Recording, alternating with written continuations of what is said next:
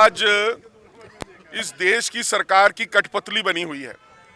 ना सिर्फ ईडी बल्कि अन्य संवैधानिक संस्थाएं जिनका काम न्याय देना है, जिनका काम सच्चाई को आगे लाना है, वो सरकार के इशारों पे चल रहे हैं।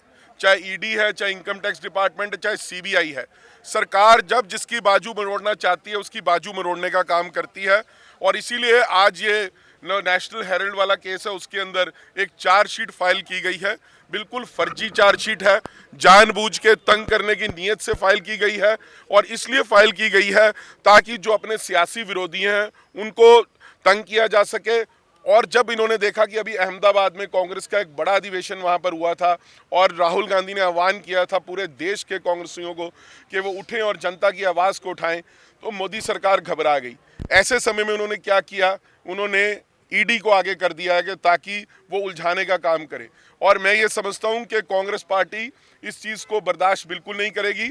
आज इसीलिए हम जो 17 में और 18 में 2 जगह ईडी का दफ्तर है, हम यहाँ से कांग्रेस दफ्तर से ईडी के दफ्तर की तरफ जाएंगे और ईडी के दफ्तर का घेराव करेंगे ताकि वो उनके इशारों पे ईडी डिपार्टमेंट जो है वो मोदी सरकार के इशारों पर खेलना बंद करे और सच्चाई की राह पर चले और कॉन्स्टिट्यूशन को फॉलो करे। सर, जिस तरह से इलेक्शन के समय ही ये काम होते हैं, अब भी बिहार के इलेक्शन आने वाले हैं, कि आपको नहीं लगता कि कहीं ना कहीं साजिश की बू आ रही है? देखिए, पूरा देश जानता है कि मोदी जब जब डरता है ईडी, सीबीआई और पुलिस को आगे करता है।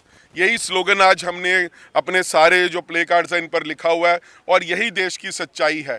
एक ऐसी सरकार सत्ता में बैठी है जिसके मन में डर है, जो लोगों की वोट से नहीं जीतना चाहती बल्कि डराकर, धमकाकर, बांटकर चुनाव जीतना चाहती है। मगर देश की जनता समझदार है। अब वो समय आ गया, इनके खोखली बातें, खोखले वादे और खोखले ड्रामों से कोई डरने वाला नहीं है।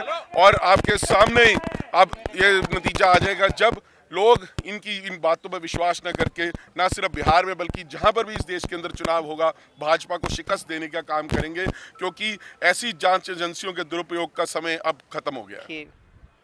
अब हमारा आंदोलन हुआ था, कन्वेंशन हुए थे अहमदाबाद में, वहाँ पे भी मोदी सरकार को पता लगा, सेंट्रल सरकार को, कि कांग्रेस अब दिन पर दिन बहुत मजबूत हो जा रही है। अब आगे बिहार के इलेक्शन भी आ रहे हैं, मगर अब इनका पता लग गया है कि इनकी अपना तो चल नहीं रही। अब पुलिस से, धक्काशाही से, कभी ईडी से, कभी सीबीआई से, जब तक ये डरा रहे हैं ताकि लोगों को, जो आम कांग्रेसी वर्कर, जो आम जन है, वो अपनी आवाज़ ना उठा सके। वैसा ही हाल आज नगर निगम का भी हो गया है, जहाँ पे ईडी के लिए यहाँ पे नगर निगम में अपनी मनमर्जी से टैक्स बोझ लगाए जा रहे हैं। प्रॉपर्टी टैक्स लगा दिया और फिर स्टैम्प ड्यूटी बढ़ा दी। मतलब मन चाहे अपनी जो मनमर्जी करती है, जो कभी सोचा ही था किसी ने कि आम जन के साथ है। जब इनका मन करा ये सिलेंडर के रेट बढ़ा देते हैं, जब इनका मन करा वाटर सेस बढ़ा देते हैं, सीवरेज सेस बढ़ा देते हैं। ये सिर्फ धक्काशाही है। एक हुकूमत की सरकार है, ये चाहते नहीं यहाँ किसी और पार्टी की सरकार हो, ये चाहते नहीं यहाँ विपक्ष मजबूत हो, क्योंकि ये विपक्ष मजबूत होगा तो लोगों को इनके करतूतें और कारनामों का पता लग जाएगा। जो इन्होंने लोगों के साथ जुमले किए, जो लोगों के साथ आज धक्काशाही कर रही है, उसका असर है। अगर इनका इतना ही अच्छा होता तो आज 272 सीटें से ऊपर आई होती। बीजेपी जब कहती थी 400 का नारा लगाती थी, वो 240 में ही सिमट गई है। तो लोगों का इनको पता लग गया है कि लोग इनके विरोध में। देखिए, आप कितने समय से देख रहे हो ईडी रेगुलर हमारे नेता राहुल गांधी जी, माननीय सोनिया गांधी जी पे एफआईआर, कभी कोई एक्शन कर रहा है, लेकिन उनके पास फैक्चुअल्स प्रूफ कुछ भी नहीं है। ये सारा जो चल रहा है, ये सारा एक पॉलिटिकल षड्यंत्र है, जिसके जवाब में आज हमारी प्रदेश कांग्रेस, युवा कांग्रेस ने यहाँ प्रोटेस्ट रखा है और हम इस आवाज़ को और बुलंद करेंगे। हम अपने नेता के साथ हैं, राहुल गांधी जी के साथ हैं और राहुल गांधी जी की सोच के साथ। सर, आपको नहीं लगता जब इलेक्शन होने वाले होते हैं बिहार में इलेक्शन, तभी ये मामला खुल जाता है? देखिए, हमने लास्ट टाइम भी महंगाई पे प्रोटेस्ट किया था, आप सब मीडिया कर्मी भी वहाँ पहुँचे थे, तो हमने भी वहीं यही बात की थी कि मोदी एक बहुत शार्प माइंडेड है, उससे पता है कि हमारा माइंड कैसे डाइवर्ट करना। आज बिहार आप उठा के देखिए, वहाँ के प्रभारी कृष्णा अल्लावरू जी हैं, उन्होंने कांग्रेस की हवा ही बदल दी है। बहुत अच्छा हमारा रिस्पांस वहाँ से आ रहा है।